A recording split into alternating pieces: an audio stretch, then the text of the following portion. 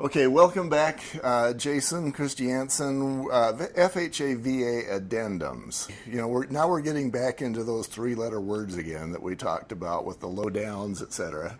And but this is different. This is writing the contract right. So, how do we screw up the FHA or VA addendums? The biggest screw up is that it's not there. So, this is required, and this is groundbreaking. They've created a cool way to remember what kind of loans you need this on. And the thing is, FHA VA addendum. Okay.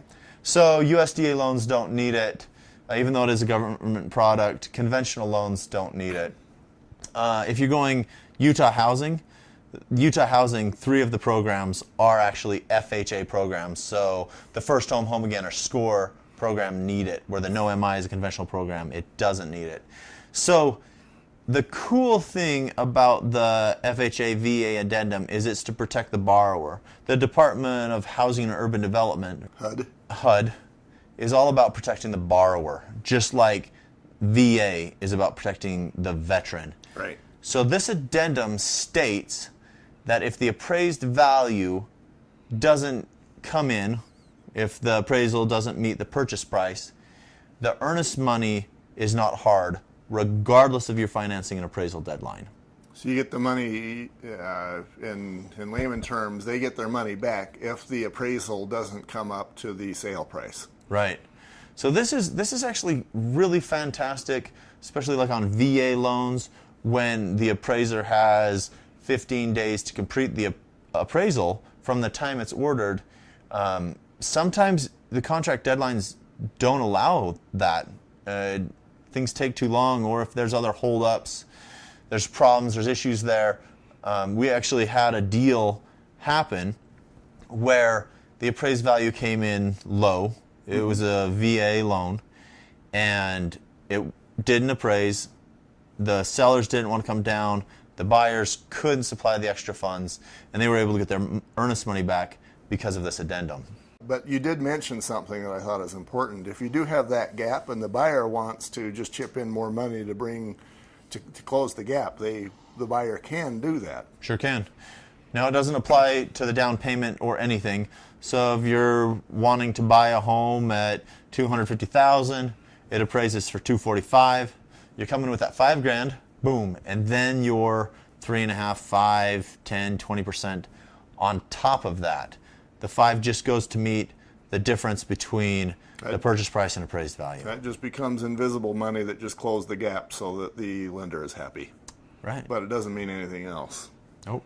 What else do we need to know about the FHA VA addendum? Well, this, a lot like the lead-based paint addendum, is one that if you have, you may not need, but it has some benefit to it. So if you're getting conventional financing, and you have an FHA VA addendum signed, it still states that if the appraised value doesn't come in at the purchase price, they get the earnest money back. So it's a good protection for your buyers. Yeah, again, protecting the buyer. So that addendum will be in your broker's hands one way or another. Maybe the broker's got a website or whatever it is, but the pre-qual is the lender's going to tell you, okay, we're going FHA. And then you got to find that FHA addendum and fill that out. Right. The other thing is this is the FHA VA addendum. This isn't addendum 1, 2, 3, 5, 8. Right. It's sorted by the date, which you get it, and the number of the addendum, as it were, is FHA VA. So if you do decide that this is addendum 1 or whatever, make sure you write at the top the number of addendum that you want it to be in the sequence of addendums. Otherwise, it just stays the FHA VA addendum.